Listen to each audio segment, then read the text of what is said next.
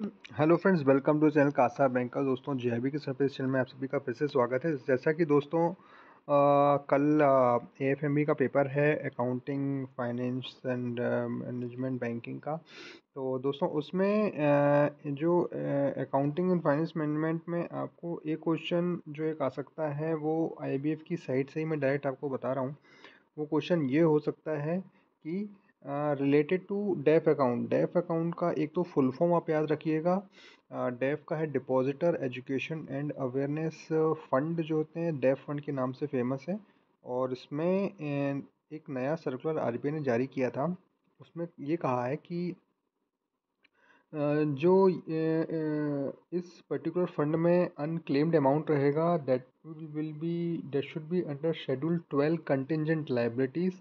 Banks को जो अपना फाइनेंशियल स्टेटमेंट देते हैं वो शेड्यूल 12 कंटिजेंट लाइबिलिटीज़। तो डेफ जब आए तो एक तो डेफ का full form depositor education and awareness, जो फंड होगा उसका कहीं ना कहीं यूज़ होगा, तो वो होगा एजुकेशन एंड अवेयरनेस के लिए।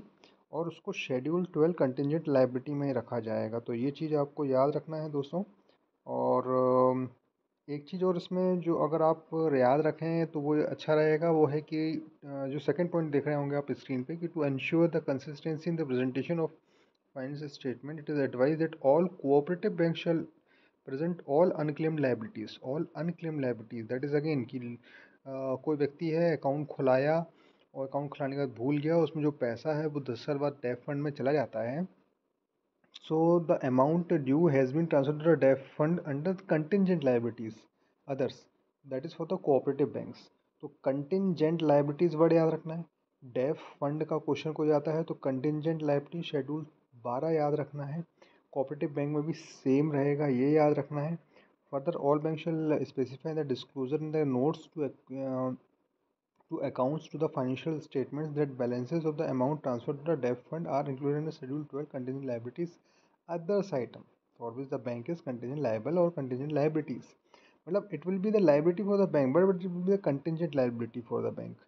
तो दोस्तों ये याद रखना, एक छोटा सा है ये है एजुकेशन। मैंने पहले भी इस पर वीडियो बनाया हुआ है कि आईबीपी साइट पर इम्पॉर्टेंट अपडेट्स रहती हैं। ये अक्टूबर 25 2023 का एक सर्कुलर है, तो आपको याद रखना है। तो all the best for the accounting paper. Do well. Bye bye दोस्तों, मिलते हैं अगले वीडियो में।